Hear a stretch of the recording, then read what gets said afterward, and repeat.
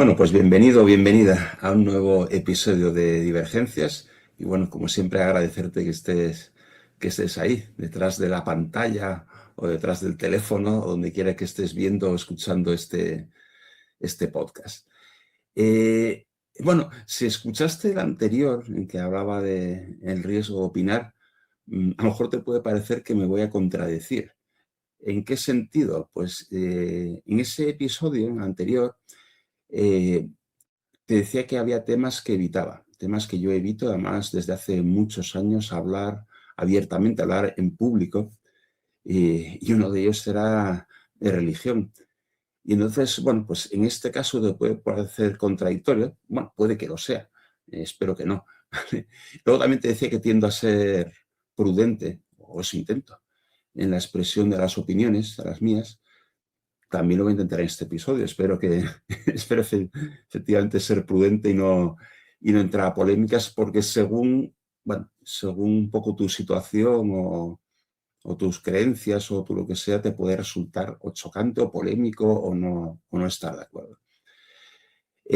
Lo cierto es que la idea de este episodio me surgió ya hace varias semanas. Alguna vez he mencionado, un poco de pasada, en varios episodios, la metodología, entre comillas, que sigo para ir encadenando los temas, que es una metodología que casi no es metodología. Básicamente, a medida que se me van ocurriendo, los voy apuntando y cuando toca el siguiente, pues toca, que normalmente pues grabo, como es ahora, pues un mes, dos, después, a lo mejor de cuando se me ocurrió la idea. Y en este caso, ¿por qué pensé en este episodio? ¿Cuándo pensé en este episodio?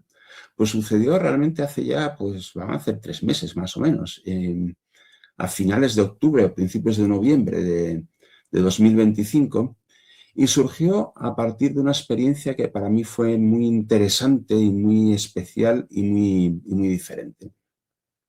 Bueno, lo que ocurrió, que si me sigues mucho, he publicado en mis otros medios, pero bueno, puedes no haberlo visto o no recordarlo. El caso es que de una forma, para mí sinceramente bastante inesperada, me invitaron como ponente a hablar en unas jornadas de teología. Y dices, bueno, pues, ¿cómo puede ser eso? Bueno, una serie de casualidades se encadenaron, pero porque se iba a hablar de inteligencia artificial. Y entonces, bueno, pues era un poco para dar la perspectiva, quizá algo menos teológica, sobre la inteligencia artificial y una visión, vamos a decir, ética de la inteligencia artificial. Como te digo, la verdad que fue una cosa que me resultó extraña, pero a la vez que me hizo mucha ilusión, porque es un contexto, digamos, pues especial, diferente, y me parecía además un gran reto. Un reto por eso, por un contexto distinto y porque te puedes imaginar que era especial hablar sobre ética de inteligencia artificial a un público, a un auditorio, que estaban, bueno, muchos eran sacerdotes o eran estudiantes de teología. Y bueno, ya te haces a la idea que no es un público, no es el público al que me dirijo habitualmente, y mucho menos para hablar de ética.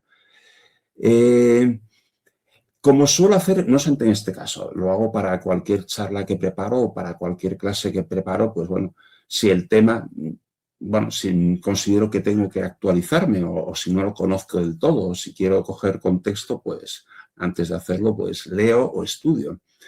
En este caso, pues por ejemplo, bueno, pues leí un discurso, el primer discurso que hizo el Papa León XIV al Colegio Cardenalicio, en que ya mencionaba el tema de la inteligencia artificial. Me leí un documento, Antiquad Nova, que sabía, al ver el programa bueno, de las ponencias, de las jornadas, que se iba a explicar allí, un documento que se había generado en el Vaticano y que hablaba del tema de la inteligencia artificial. Y no solo eso, sino además me leí un par de libros de teología. Tampoco te asustes, los elegí que fueran cortitos y sobre todo uno de ellos conseguí que fuera una explicación, digamos, muy sencilla, muy para todos los públicos. Y luego, sobre todo, fue, y es de lo que más me impulsó a hacer este episodio, pues estuve los 2 días estuve enteros ahí, me pude liberar la agenda y estar allí los 2 días, no solamente cuando me tocaba a mí, que era una intervención relativamente breve, sino los 2 días, y escuchar a los otros ponentes y escuchar las preguntas que hacía el público. Y la verdad que fue muy interesante y me hizo pensar muchas cosas. Entre otras, pues un poco lo que viene en este episodio. Y algunas cosas de las que, básicamente, de lo que voy a decir en este episodio, pues quería haberlo dicho en la ponencia que hice en esa ocasión, en esas jornadas. Algo que me duele mucho y he hecho en muchos sitios es que me cortaron. No pude acabar realmente por un tema meramente un control de tiempos, yo creo que bueno, exageradamente estricto. Y entonces no pude acabar la ponencia con la parte que para mí era más importante. Y uno de los varios mensajes que daba al final sí que va a enlazar un poco con, luego lo diré al final del episodio, con lo que aquí voy a decir. El caso es que un poco a partir de eso, de esa experiencia, pues sí que, pues no sé, al día, 2 días, 3 días, se me ocurrió pensar un poco, no sé, o ver como que me da la sensación que la Iglesia, estoy hablando, pensando en la Iglesia Católica, aunque es posible que no sea antes a la Iglesia Católica, pero bueno, me da la sensación que tiene, por decirlo de una forma, como demasiadas dificultades para conectar con la sociedad. Digo, la sociedad en sentido amplio, no solamente con los creyentes, que incluso ante ahí se podría mejorar mucho, sino para conectar con la sociedad en general. Y probablemente no voy a hacer un diagnóstico pues súper profundo, pero sí te cuento algunas cosas que yo pienso que pueden ser, y bueno, según lo que sea tu interés, el tema te puede interesar o no. Entonces, aunque seguramente haya más motivaciones, bueno, suponiendo que estés de acuerdo o quien esté de acuerdo en que realmente existen esas dificultades, pero se me ocurre señalar 5, que son un poco las que voy a mencionar en este episodio. Hay una que es un poco especial, la primera, ¿vale? Que le voy a llamar connotaciones. ¿Qué quiere decir? ¿Qué quiero decir con connotaciones? Quiero decir que por lo menos en España, y supongo que voy a decir en Europa, ya no tengo tan claro en América, probablemente también, pero voy a pensar sobre todo España y probablemente Europa occidental. Yo creo que la Iglesia tiene unas connotaciones que provocan rechazo. Y son 2 connotaciones. Una es su asociación con el poder. Una asociación con el poder que históricamente es más que cierta. O sea, si repasas la historia, pues yo qué sé, de la Edad Media, de la Edad Moderna, pues la Iglesia siempre ha estado muy cerca del poder. Es más, ha sido un poder en sí mismo. Bueno, siglos atrás el Papa era como un rey y un rey poderoso. Entonces, bueno, pues yo creo que aunque eso se ha ido diluyendo, pero bueno, todavía en España, por ejemplo, en la dictadura de Franco también estaba muy, muy cerca del poder. Entonces, aunque eso se ha ido, creo que por fortuna, diluyendo bastante, yo creo que todavía muchas capas de población, muchas personas, hay un poco esa visión, como si la Iglesia fuese el poder, con el rechazo que eso puede generar, especialmente a lo mejor en capas sociales más bajas o quizá con perspectivas un poco, a lo mejor visiones un poco más de izquierdas, estilo, pues puede generar rechazo. La segunda forma de connotación precisamente también es política, ahora que te menciona el tema de izquierdas, porque de forma yo diría que desafortunada, y no sé decir, no es innecesaria la palabra, pero realmente no debería haber esa ligadura, también se asocia, además recientemente está pasando mucho, con una ideología de derechas. Y de hecho creo que lamentablemente pues partidos o visiones de lo que suele calificar como ultraderecha pues suelen decirse como ultracatólicos, estas cosas. Entonces esas 2 connotaciones creo que claramente pueden generar rechazo bueno, pues ante muchas personas, en muchas capas de población. Entonces, bueno, eso de las cosas que te voy a decir yo creo que es un poco aparte, y es un poco menos del discurso que quería traerte, pero en el fondo creo que puede ser muy importante y que mucha gente puede generar rechazo ya sin más, sin seguir hablando, vamos a decir, ¿vale? Pero vamos a otros temas un poco ya más específicos o más particulares. Entonces, la segunda dificultad, no sé si la palabra adecuada es la que voy a utilizar, pero te voy a hablar de endogamia. Estoy pensando, no tanto, aunque un poquito sí, en los creyentes en general, estoy pensando más en sacerdotes o en la jerarquía de la Iglesia. Entonces, creo que tiene que ser un grupo, pues es un poco como hacia sí mismos, un poco como cerrado. Por supuesto, tienen que interactuar con el resto del mundo, pero no sé, lo veo un poco como encerrados y puede ser un mecanismo defensivo, ¿eh? Justamente hasta ese rechazo que te decía que puede, por las connotaciones que puede producir, pero me da la sensación que es un poquito como un mundo aparte, como a veces es un poquito un mundo aparte. Luego hay otra cosa, el tercer elemento, que puede parecer secundario, pero a mí no me lo parece del todo. Y que voy a hablar de la liturgia. Algo que en todas las religiones es muy importante, en la católica también, y es seguro que está muy cuidado y muy pensado. Pero quizá por la larga tradición que tienen todas las religiones, todas las iglesias, todas las comunidades religiosas, que en este caso, pues eso, de miles de años, ya podemos hablar en plural de miles, aunque sea por pocos miles.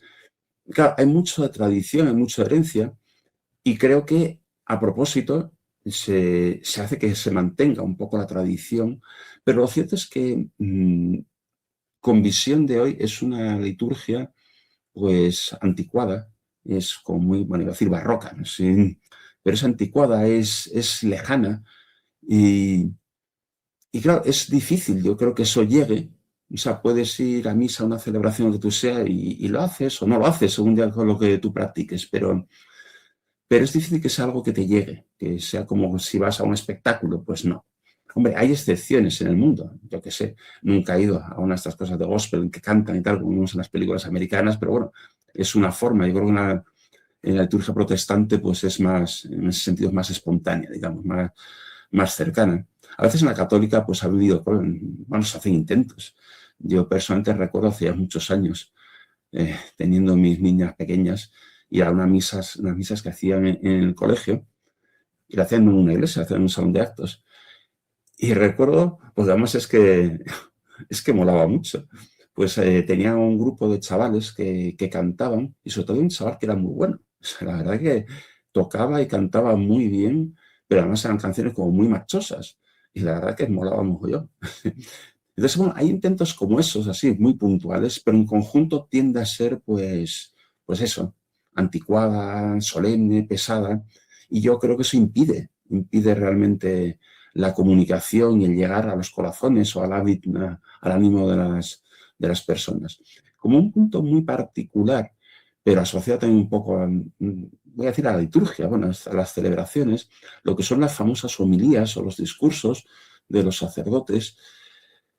Por supuesto, hay sacerdotes, pero son, pues no quiero decir que les falta alma. O sea, en cierto modo, bueno, son como artificiosas, como muy lejanas, como unas cosas muy, yo creo que eso que conectan muy poco con la vida real. Y yo tendería a decir, claro, a ver, si te pones a pensarlo, pues imagínate que estás en esa situación y tienes que todas las semanas estar pues, soltando lo que no deja de ser una especie de discurso, claro. Entonces, y teóricamente diferente y original y sobre el tema del día y estas cosas, ¿no? Entonces, yo creo que en cierto modo, por decirlo de alguna forma, lo han profesionalizado. Pero en este caso, profesionalizado no en el buen sentido, sino que ya es un poco mecánico, aburrido. Entonces, pero aburrido creo para el propio sacerdote, que hace esa homilía, que hace ese discurso, y entonces le falta alma. A mí que me interesa tanto, que me gusta tanto el tema de la comunicación en público y que he leído mucho sobre cómo hacer una buena charla y cómo son los buenos speakers, estas cosas, que dices, hombre, es que comparas, y es kilométrica la distancia entre lo que es un speaker, voy a decir un speaker medio, ya no voy a decir ni siquiera de los top, y lo que te puedes encontrar en este tipo de discursos. Y ya baja un tema muy de detalle, pero la verdad que lo pienso mucho, a nivel un poco hasta el lenguaje que se utiliza, es un lenguaje también como anticuado, pero sobre todo diría las metáforas que se utilizan. ¿A qué me refiero con las metáforas? Muchas metáforas, muchas de ellas son bíblicas. Pues que si el tema del pastor que si el cordero, que si los pescadores, la frase que está en la Biblia, vamos, de pescadores de hombres. Claro, esas frases, esas metáforas, en el momento que se escribieron, que se pronunciaron, claro, es que el pastoreo, el ganado era algo muy importante, era del día a día de las personas. La pesca también. Entonces eran cosas que eran cercanas. En el momento que se pronunciaron y se escribieron, eran cercanas al público, vamos a decir. Claro, pero hoy en día, si es que yo creo que hay mucha gente que a lo mejor no ha visto una oveja en su vida.